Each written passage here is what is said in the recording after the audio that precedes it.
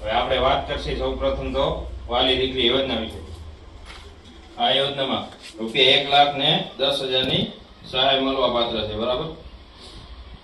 હવે આ યોજનામાં સૌપ્રથમ તો જે કુટુંબ પરિવારની આવક 2 લાખ હશે તેવા જ પરિવારને આ યોજનાનો લાભ મળશે।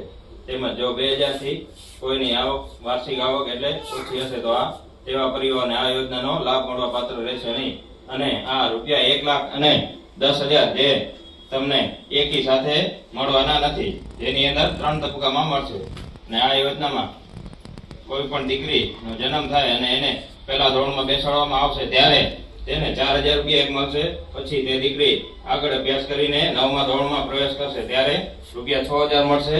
તેમજ તેની ઉંમર જ્યારે 18 વર્ષની થશે ત્યારે 1 લાખ રૂપિયા મળશે। તેવી રીતના આ યોજનામાં રૂપિયા 1 લાખ ને કુલ 10,000ની સહાય મળવા પાત્ર છે। અને આ યોજના જે ઘરમાં દીકરીનો જન્મ થાય તે જન્મના સમયથી 1 વર્ષની અંદર જ મળવા પાત્ર છે, એટલે એ વાતનું ખાસ ધ્યાન રાખવાનું રહેશે। તેમજ આ યોજના કોઈ ઓનલાઈન નથી, આ યોજના ઓફલાઈન છે। અને આ યોજનાનું ફોર્મ તમે નજીકની સ્ટેશનરીમાંથી મેળવી અને મામલતદાર કચેરીમાં ફોર્મ ભરવાનું રહેશે।